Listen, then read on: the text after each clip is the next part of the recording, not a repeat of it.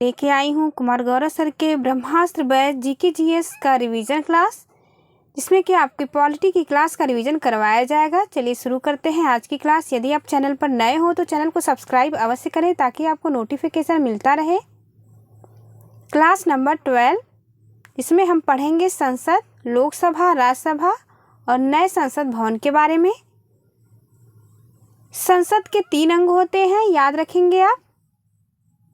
संसद का उल्लेख आर्टिकल 79 में किया गया है। इसे आप सरला ट्रिक की सहायता से याद रख सकते हैं। स से संसद जो कि आर्टिकल 79 में है, र से राज्यसभा आर्टिकल 80 में है एंड ल से है लोकसभा जो कि आर्टिकल 81 में वर्णित किया गया है। संसद के 2 हाउस होते हैं, एक लोकसभा और दूसरा राज्यसभा। संसद किससे मिलकर बना होता है? तो संसद राज्यसभा, लोकसभा और राष्ट्रपति से मिलकर बनता है। मोस्ट इंपॉर्टेंट क्वेश्चन है, एग्जाम में कई बार पूछा गया है। चलिए देखते हैं राज्यसभा के बारे में। राज्यसभा का उल्लेख आर्टिकल 80 में किया गया है, जिसे काउंसिल ऑफ स्टेट कहा जाता है। इसे अपर हाउस या उच्च सदन भी कहते हैं। राज्यसभा में अधिकतम सदस्यों की संख्या 250 हो सकती है। वर्तमान में 245 राज्यसभा सदस्य हैं। निर्वाचित हुए हैं 233 और 12 मनोनीत हैं। इन्हें कौन मनोनीत करता है? तो राज्यसभा के मेंबर को राष्ट्रपति मनोनीत करता है। ये 4 क्षेत्रों से मनोनीत किए जाते हैं, कला के क्षेत्र से, विज्ञान के क्षेत्र से, समाज सेवा और साहित्य के क्षेत्र से। 12 मेंबर मनोनीत किए जाते हैं राष्ट्रपति के द्वारा। राज्यसभा के सदस्यों का निर्वाचन देखते हैं। राष्ट्रपति और उपराष्ट्रपति का चुनाव अप्रत्यक्ष रूप से होता है, इसमें गुप्त मतदान होता है। लेकिन राज्यसभा का भी निर्वाचन अप्रत्यक्ष मतदान के द्वारा होता है, लेकिन यह एक खुला मतदान होता है, यानी ओपन वोटिंग होती है। और राष्ट्रपति और उपराष्ट्रपति की वोटिंग गुप्त मतदान के द्वारा होता है।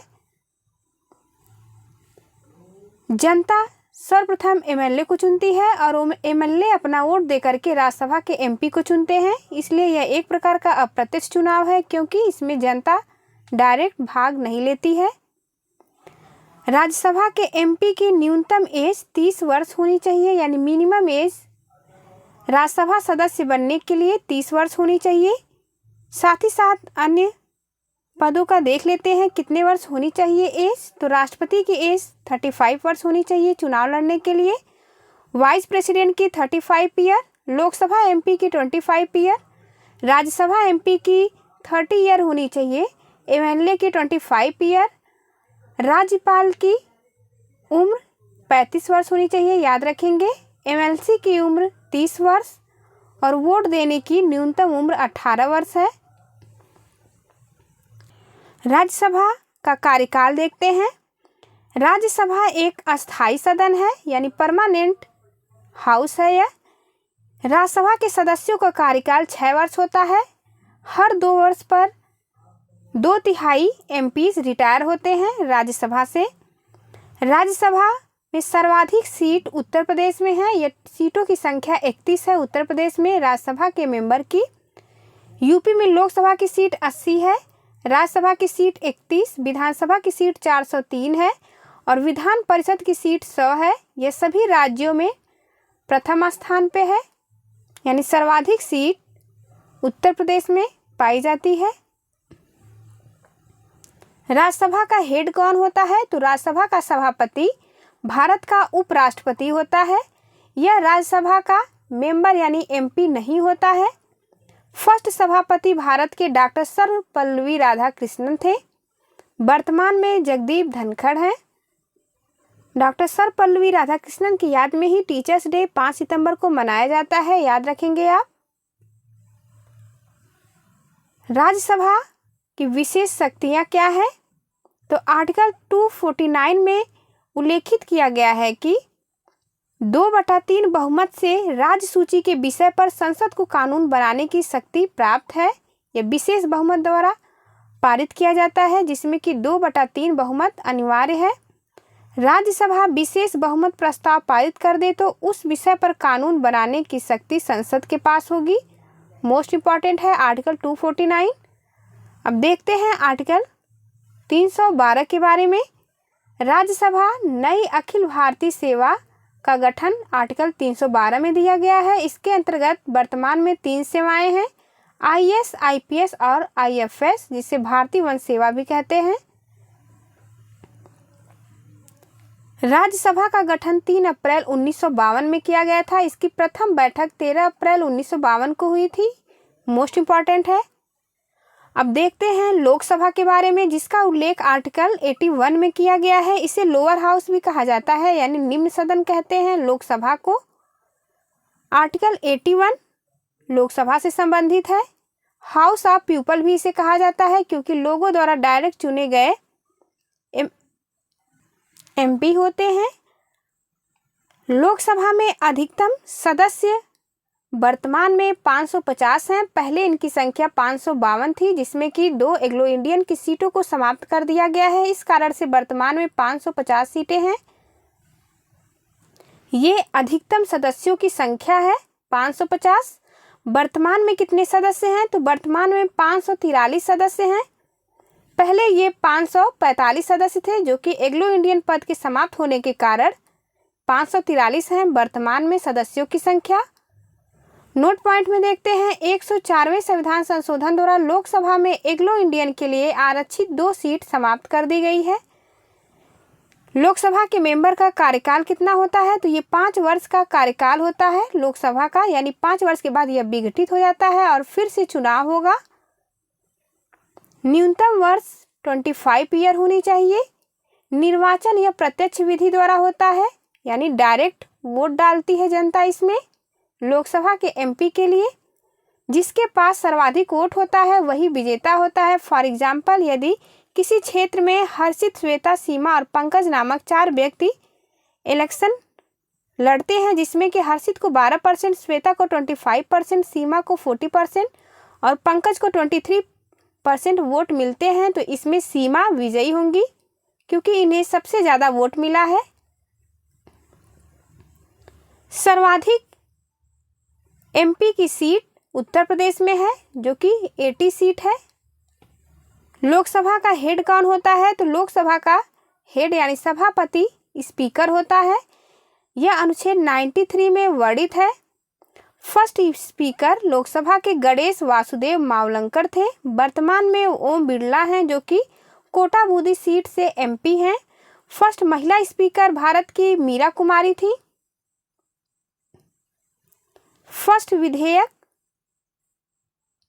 पहला देखते हैं, इंपॉर्टेंट है। लोकसभा में कोई विधेयक धन विधेयक है या नहीं, यह कौन डिसाइड करेगा?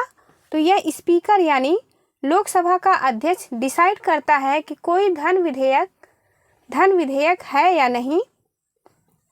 दूसरा देखते हैं, संयुक्त बैठक के अध्यक्ष कौन होते हैं? तो ज्वाइंट सिटिंग के अध्यक्ष स्पीकर होता है, जो कि लोकसभा का अध्यक्ष होता है।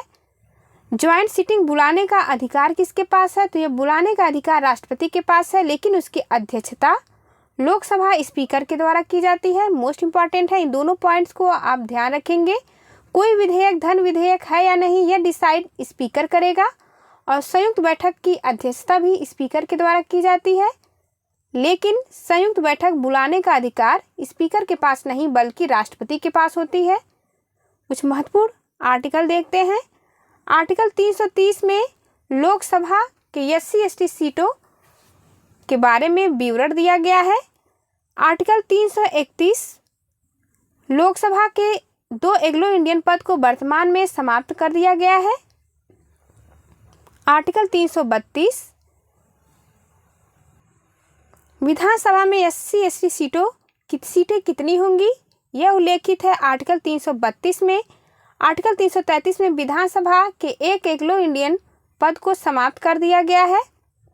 SC की सीट 84 और ST की सीट 47 है वर्तमान में। 10 वर्ष के लिए इसे बढ़ाया गया है 104वें संविधान संशोधन के द्वारा। अविश्वास प्रस्ताव सर्वप्रथम कहाँ आता है? तो अविश्वास प्रस्ताव लोकसभा में केवल आता है, ना कि यह राज्यसभा में जाएगा। अविश्वास प्रस्ताव हमेशा केवल और केवल लोकसभा में आता है। 50 सांसदों की समर्थन जरूरी होता है अविश्वास प्रस्ताव लाने के लिए।